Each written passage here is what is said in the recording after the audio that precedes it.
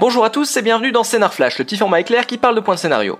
Aujourd'hui, on parle d'une technique difficile à maîtriser, mais capable de donner d'époustouflants résultats si elle est bien utilisée. Mes amis, voici le hareng rouge. Le hareng rouge est un type de twist bien particulier. On pourrait dire que c'est le twist sous sa forme la plus aboutie. Il est basé sur une intrigue composée de fausses pistes. L'auteur joue avec le spectateur et le mène sur une ou plusieurs fausses pistes au cours de l'histoire afin de lui faire penser l'intrigue d'une certaine manière. Puis, à un moment donné, souvent à la fin, on découvre que la réalité est tout autre et cela nous fait voir l'histoire d'une manière totalement différente.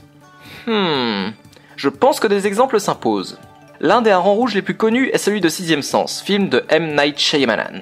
Dans ce film, on suit le docteur Malcolm Crowe, un psychologue qui rencontre Cole Sear, un enfant un peu particulier. À la fin de ce film survient un twist final des plus connus. Ok, étant donné qu'on parle de ce film justement pour son twist final, je vous préviens, ça va spoiler. Pour ceux qui ne l'ont pas vu et qui souhaitent éviter le spoil, rendez-vous à ce timecode pour continuer en toute tranquillité. Pour les autres, spoiler! L'enfant en question, Cole, voit en fait les morts. À la fin de Sixième Sens, on découvre que Malcolm, le psychologue, était en fait mort sans le savoir, et ce depuis le début du film, où on a vu un de ses anciens patients lui tirer dessus. Lorsqu'on apprend ça, plein de petits détails présents tout au long du film prennent tout leur sens. Le fait que personne ne semble vraiment le remarquer, entre autres. Voilà pour cet exemple. Et pour ceux qui ont sauté le passage pour ne pas être spoilés, je vais en donner un autre plus connu.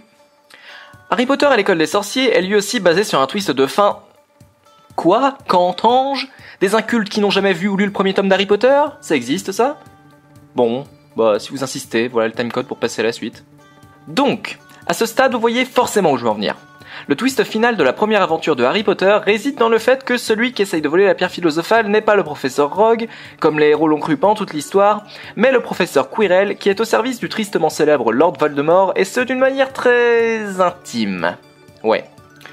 L'histoire est truffée d'indices permettant aux plus attentifs de comprendre que Quirrell est le vrai voleur depuis le début et non pas Rogue. Tous ces indices sont éclairés à la fin dans une scène qui, pour une fois, a le bon sens de donner une bonne raison à son méchant de prendre le temps de tout expliquer au héros. C'est le genre d'histoire qu'on regarde ou qu'on lit une deuxième fois pour la revisiter du nouveau point de vue apporté par la révélation. C'est pour ça que je disais que c'était une technique compliquée. Autant elle produit normalement une grande surprise quand elle arrive, autant elle ne peut pas être sortie d'un chapeau au dernier moment car elle doit faire sens. En fait, on doit pouvoir comprendre la vérité avant que le film ou le livre ne nous l'annonce clairement.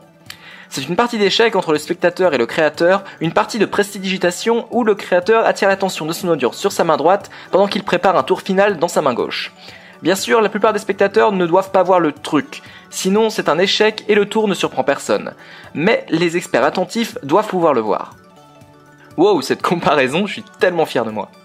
Ok, voilà qui conclut ce scénar flash que j'attendais assez impatiemment de vous faire, je vous l'avoue.